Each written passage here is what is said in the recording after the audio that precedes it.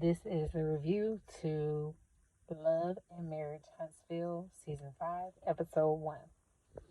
Alright, so it starts off right where it left off.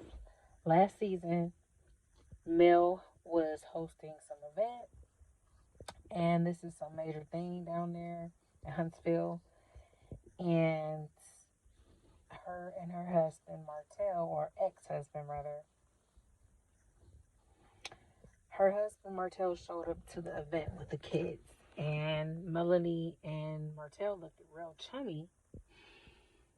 And she seemed happy that he was there and that he brought the kids. And so that's good because over this whole show, we've seen them basically have a tumultuous relationship and their family pretty much falling apart. And it's sad to watch. I mean, it's not really something that you really want to see, a family breaking up. And it's because of Martell's infidelity. And ultimately, the couple just couldn't work it out. And so then after that, we go into the scene with the couples going to therapy with Dr. Francis. So it's a couples therapy, and so far, only Tiffany and her husband shows up. Tiffany, her husband, and Maurice and his wife, Kimmy. So Kimmy, Maurice, Tiffany, and her husband. I can't think of his name right now. I'll insert it. They all show up, and then who's left is Tisha and Marcel.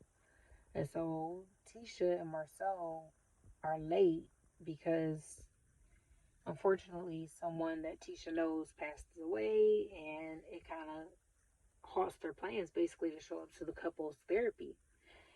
And so because of this, Tiffany thought that it was okay to take a business phone call, 30-minute phone call, instead of sitting there and trying to work on her relationship. And Dr. Francis was not having that. Dr. Francis was like, no, ma'am, that's like totally unacceptable. And I understand that because it's just like you are at couples therapy. Why would you schedule a meeting knowing that you have a therapy session? Like, even if it is with other couples, it still should have been a priority. And so he was saying that basically, like, you can't schedule stuff like that. And you'll schedule your marriage away like that. You'll schedule your relationship away like that. And that really rang in my ears, that rang true to me because it's just like, yeah, you're right. He was saying, like, you don't sleep with your job. You don't sleep with your career. You don't sleep in the same bed as a schedule. You sleep in the bed with your spouse. And so you want to prioritize your spouse, and therapy with your spouse should be a priority. So finally, Marceau and Tisha walks on in. Marceau and Tisha walks on in, and basically Tiffany is blaming her taking her business call on Marceau and Tisha not showing up. So she's saying, like, since that couple hasn't been here and is not participating, then why should I, participate? And Dr. Francis was like, you want to participate because you're here for you and your husband. You're not here for the other couples. And so I totally understood that. It's just like, if you want to be in the therapy session, be 100% in the therapy session. Don't take a 30-minute phone call and then try to blame it on Marceau and Tisha as if they did something wrong, because they actually did have something that came up. It wasn't like they were not trying to prioritize the therapy session. So where I left off was Dr. Francis talking to the couples about time and about making your relationship and marriage a priority. And I completely agree because if you are prioritizing everything except your relationship, then your relationship is going to fall apart. The person you are with will notice that, and they will be affected by it, and so will you. So the best thing will be to just make your relationship a priority if that's the relationship that you want to be in.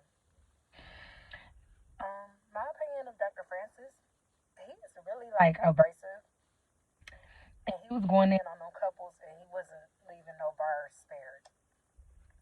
And I mean, I guess that's a good thing because people don't need to be, coddled or anything like that. They need to be told the truth. But would I book a session with Dr. Francis? Probably not. Some will say, "Oh, you can't even afford it." Yeah, probably not. Probably not. But I don't know. He's giving off of I ain't gonna say narcissistic, but I don't know. It's something about him. But maybe that's just the doctor in him. Let me not judge him off of one episode. But let me go on. So the next scene was pretty much with um Melody and her friend. What's this girl's name? Stormy. Miss Stormy. Okay, and so I call this the Zen room scene. So let me just tell you about Stormy. Now, Stormy is a firecracker, okay?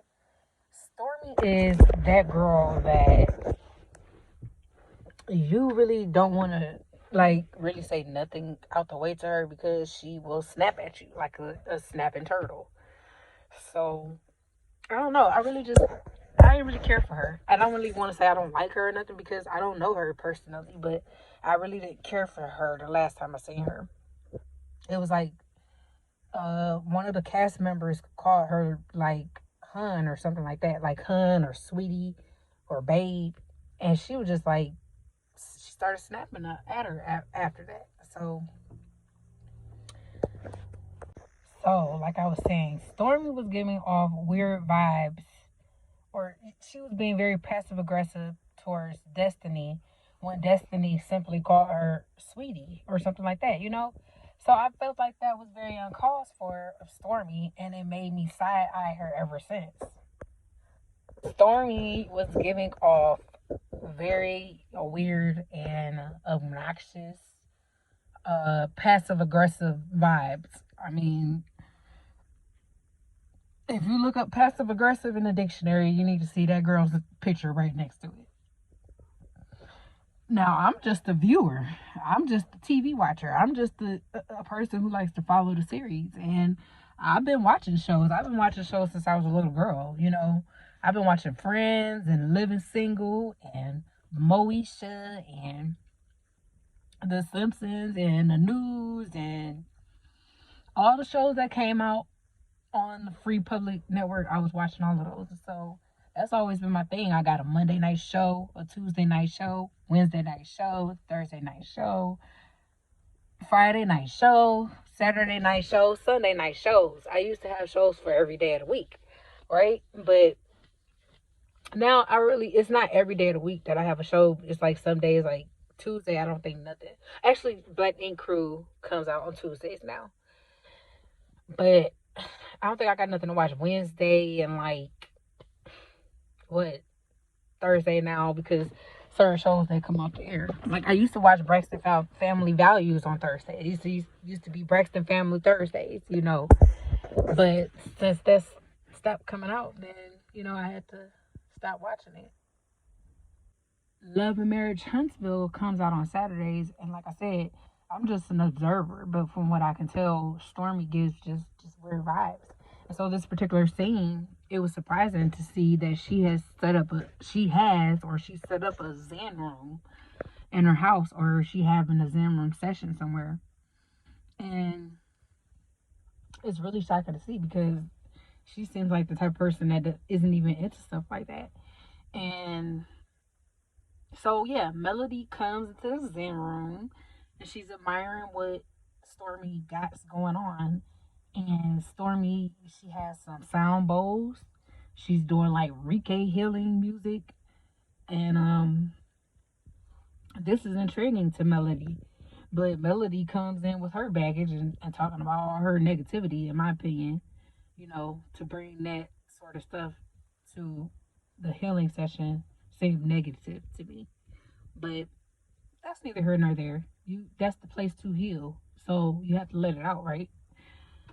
But anyway, then she starts to name off the chakras or whatever, and I thought she was naming them off the top of her head, but then she was looking down at the paper, and she skipped heart and went down to the lower chakras, and she put heart before, or she put the root chakra before the heart chakra.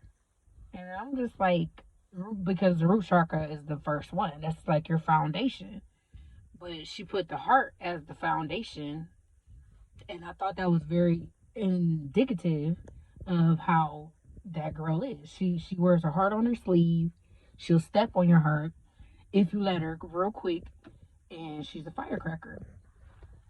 And so, yeah, I just thought that was like really like fake of her to be reading off the chakras and to get it wrong and to get it mixed up. And it's not really a big deal, but if you are spiritual, you should know that, or you know what I'm saying, at least read them off the correct way and don't have people confused as to what you're talking about, because you can really actually help somebody. Because I can tell you right now, you got some sort of fire in your spirit that got to do with the sacral.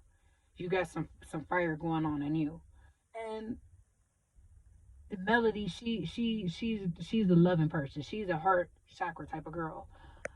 And yeah, so if you don't know what you're talking about with that spirituality stuff, it's best to just leave it alone. But I can see with these shows, they do a lot of going to see witch doctors and all kind of stuff. So I'm not really surprised. And I'm not trying to say her Zen room is any type of witchcraft or anything like that. But I'm just saying that in these reality TV shows lately, I've been seeing them doing that. Like I seen it in Love and Hip Hop. I saw it in another show, like Basketball. Yeah, Basketball Wives. They were talking about seances and stuff.